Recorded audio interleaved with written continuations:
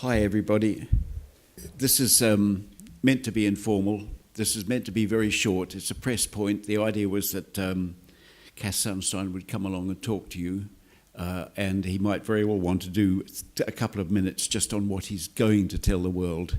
He can't talk to you for long because he's actually got to start preparing for his lecture, and indeed probably writing it, but we'll see. And I don't need to tell you that you are a law professor at Harvard and simultaneously somehow a law professor in Chicago as well. Oh, right, just Harvard. Does Chicago claim that you're on leave? All right, okay. He's a law professor at Harvard, and more to the point, he's got 2 books out this year. One of them is Why Nudge? And I'll refer you to the Oxford English Dictionary if you're not sure about the word. But Professor Sunstein will explain it, I think, and also Conspiracy Theories and Other Dangerous Ideas, and that needs no translation. If you just tell them what's on your mind and then provoke them into... Great. Okay, so I'll tell you a few things by way of introduction, and then happy to answer any questions. So I was at Chicago for many years, and the University of Chicago in some ways was the intellectual foundation for some of the things that were done in the Thatcher and Reagan administrations. The idea that deregulation is very important, and that the government should let market forces go in the direction that they do. There are a number of Nobel Prizes at the University of Chicago that reflect certain commitment to free markets. And I think there's a lot of value in that. But in the 1970s and 80s, a great deal of work was done on how human beings sometimes make mistakes, that sometimes we are too focused on the short term, that sometimes human beings are unrealistically optimistic, that sometimes people don't see aspects of products and activities, that our attention is limited. And this is the field of behavioral science, including behavioral economics, which has produced its own series of Nobel Prizes now. And in 2008, with Richard Thaler, who should receive the Nobel Prize in the fullness of time, I did a book called Nudge, where the idea was that sometimes government and sometimes private institutions can give people some help, which can make their lives longer, maybe promote economic growth, maybe avoid illnesses and accidents, maybe reduce environmental dangers. And the idea of a nudge is an approach that preserves freedom of choice, but also steers people in a direction that's helpful. So you can think of a GPS as a nudge, or a information disclosure approach that tells people about the risks associated with certain activities. That's a nudge. And I was privileged to work in the Obama administration between 2009 and 2012, helping to oversee government regulation in many areas.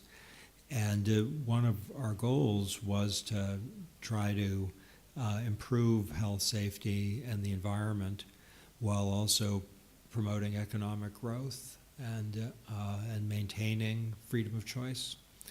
And while the range of things done and now being done in the Obama administration is very wide, there has certainly been interest in approaches that are compatible with freedom of choice, but that maybe make people's lives longer and better. In the last few years, the idea of choice-preserving nudges has been attracting interest all over the world.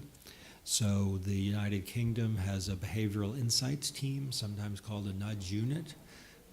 There's interest in Australia, in France, in Germany, in the European Union, increasingly in the developing world, in approaches that are often simpler, less costly, and more effective than the standard set of government tools.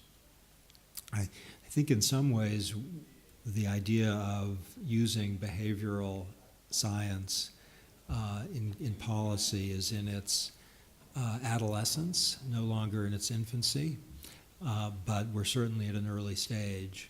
And in the next 10, 20, 30 years, I expect we'll see a lot of effective and clever approaches to making human lives better. And that's kind of what I'm going to talk about. Right. Who would like to ask the first question? Who would like to ask? There, Mark. Oh, okay. That working? State your name and affiliation Oh, okay. or journal. Mark Abrams, Annals of Improbable Research in The Guardian and also the Boston Globe. How do you see this playing out when you're talking on the one at the beginning about governments, large, amorphous groups of people, and on the other side, simultaneously, new administrations in every country coming in every couple of years and trying to push the directions away? How do you see any sort of consistent nudge having an effect that's not going to be wiped out the next time an administration comes in? Okay, well, here's an idea that if you'd like to increase people's financial capability for retirement, a good policy is to supplement Social Security with automatically enrolling people in retirement plans. And the government may or may not mandate that, but it certainly can create incentives and simplicity so that if the private sector wants to create automatic enrollment, it doesn't face obstacles.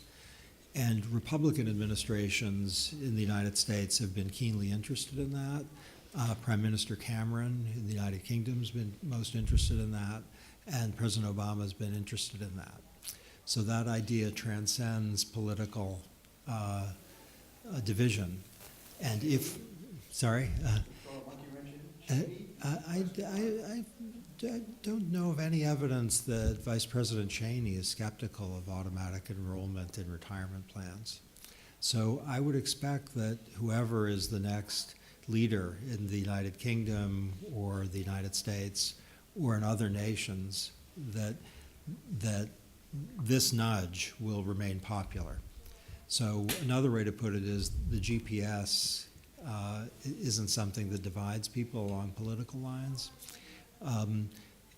If you have an information disclosure policy that's clear and simple and that people can understand, it's possible that one administration in Ireland would like it less than another administration in Ireland, but it wouldn't be at all surprising to see continuity there. And one thing that is, I think, a happy fact about democracies is that policies that work have a degree of stability.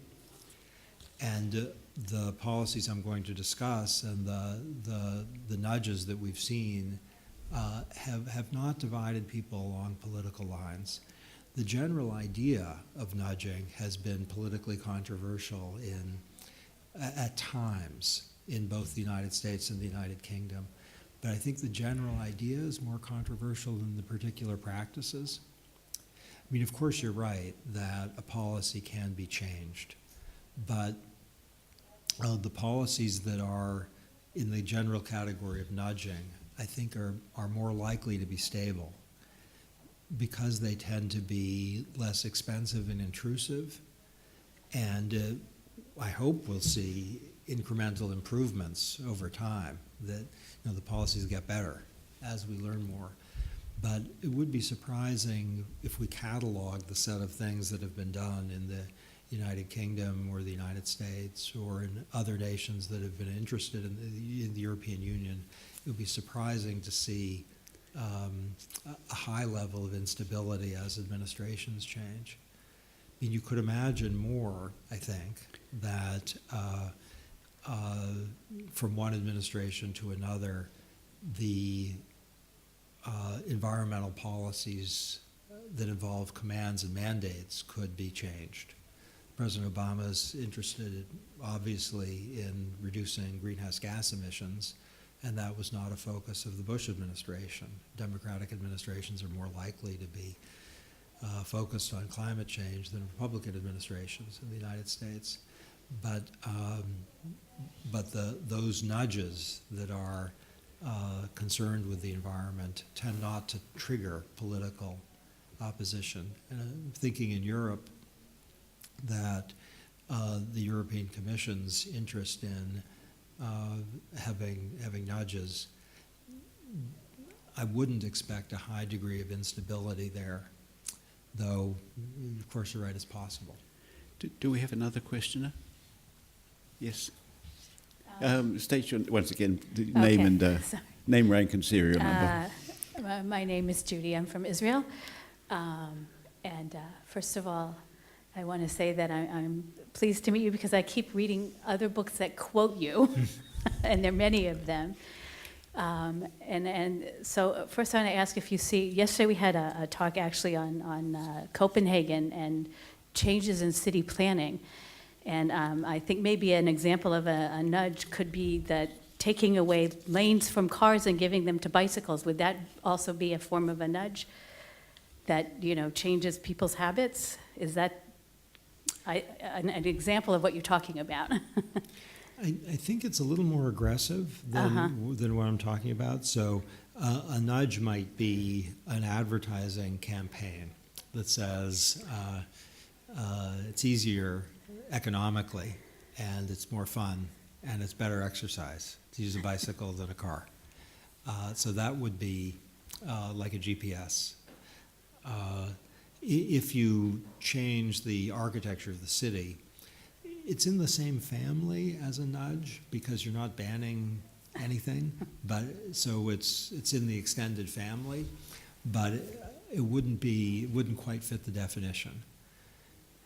It could be effective, and it might be a desirable policy, but it's a cousin. Okay. Could I put her question another way? Can you recall an episode or an incident that crystallized the imagery behind? I mean, there must have been a moment when you said, "Oh, why not a book and call it Nudge?" Yeah, well, I'll tell you what happened, which is that Richard Thaler, the economist, and I were colleagues at the University of Chicago. And we worked on a paper called The Behavioral Approach to Law and Economics. And it didn't have nudges in it. It was about thinking about law and policy in a way that reflected behavioral understandings. So when we think about criminal law or environmental law, we might want to notice that human beings are sometimes act on the basis of cognitive limits. So like a criminal probably really cares about, am I going to get caught? And maybe less so about, am I going to be in jail for 20 years or 40 years? And so the standard economic idea is you see the frequency of punishment and the level of the punishment, and you kind of multiply them. And the behavioral claim is frequency probably matters more than the amount of the sanction. For thinking about environmental problems, the behavioral idea would be that if there's been an environmental disaster in the recent past, people are really going to react. And if it hasn't happened recently, they might not pay attention to it, even if the risk is serious. So we would protect in the environmental areas that you'd have regulatory responses to things that happened recently, and a degree of neglect maybe of things that are long-term risks. And this was a paper where we tried to focus our attention on how was law going to be different because of what we've learned from behavioral science. And we talked a little bit about the paternalism issue, and we said we're not pro-paternalism, but we're anti-paternalism. And we actually use that term, anti-paternalism. So we talked about this a lot, and we published a paper in 2003, an academic paper, with the unlovely title, forgive me, Libertarian Paternalism is Not an Oxymoron. And improbably, that paper got a lot of academic attention, a great deal of academic attention. And the idea behind libertarian paternalism was a form of paternalism that preserves freedom of choice. And when we saw how much interest there was in that paper, notwithstanding its title, we thought, well, maybe there's a book here. And for a while, we thought we'd title it Libertarian Paternalism, but God is good, and this is not a religious comment. This is just a comment about how things work out. We were persuaded to call it nudge rather than libertarian paternalism.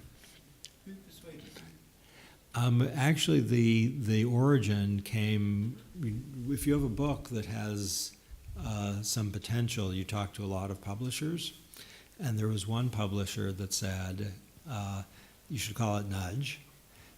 They ultimately didn't get the book, but they do get credit for the title.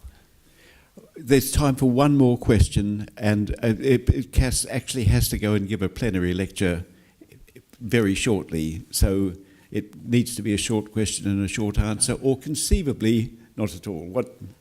I'll go a little longer. Okay, if Mark. if you like. I don't need that much time. Okay.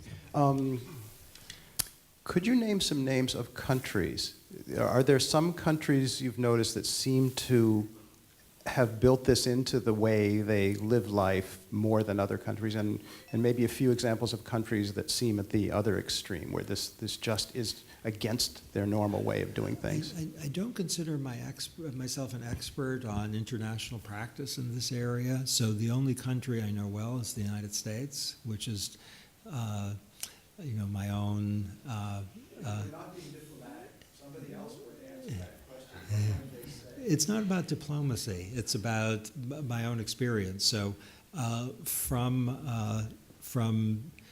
2008, really, December, till 2012, late, I was in the Obama administration, really focused on the United States.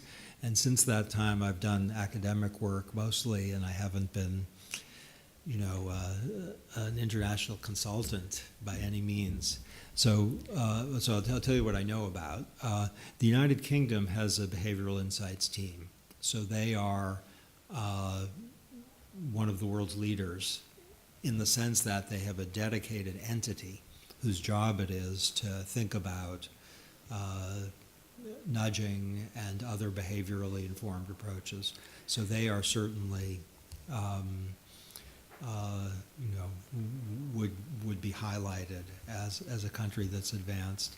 The United States also, and in two different ways. The United States now has a behavioral insights group also, which works in our General Services Administration. It's led by someone who works in the White House, and that is a potentially very important office. The United States also has had under President Obama a number of policy initiatives that are in our financial regulatory law, our environmental policies, our healthcare policies that show an appreciation of behavioral findings. And so the United States and the United Kingdom are certainly among the world's leaders. I have talked a little bit to people in the developing world. The World Bank is keenly interested in, coming up with strategies that will work and that won't have adverse economic effects. So I wouldn't say that the developing world is, has created formal structures that reflect behavioral understandings. But I would say that we should expect that in the next decade. In terms of other European nations, there's interest and there are developments, but I defer to people in those countries to give a kind of progress report. Right. At that point, Christine? Yeah. Thank you. Christine Heller, ESOF, I guess. Leading a bit on what Mark asked, I was wondering if a supra-international organization, UNESCO, or one of these large ones, could do a nudging campaign for an environmental cause. I was specifically thinking about all these hundreds of tons of chemical weapons they dumped in the seas, in the Baltic, and all over the world, and how little that's been considered as a risk due to the introduction you gave, because this is like far away and no damage. The OPCW isn't really worried about it. Would it be possible to do something like this and maybe create this awareness so that something could be done? Well, both UNESCO and the particular problem I don't have expertise on, so wouldn't want to speak to the particular, but it is certainly true that that for long-term risks, it's possible to create awareness through strategies that are attuned to how human beings think. And we know that long-term risks are sometimes not going to trigger attention. And we know also that purely statistical information is often too abstract. So there are ways of talking about long-term problems that are effective, and there are ways that are would work with computers, but not with people. Right. I'm now going to nudge this press conference to a close by hinting to you that it's time that the professor got onto the platform. Cass Sunstein, thank you very much indeed, and thanks for this is the last event of the day. Thank you very much.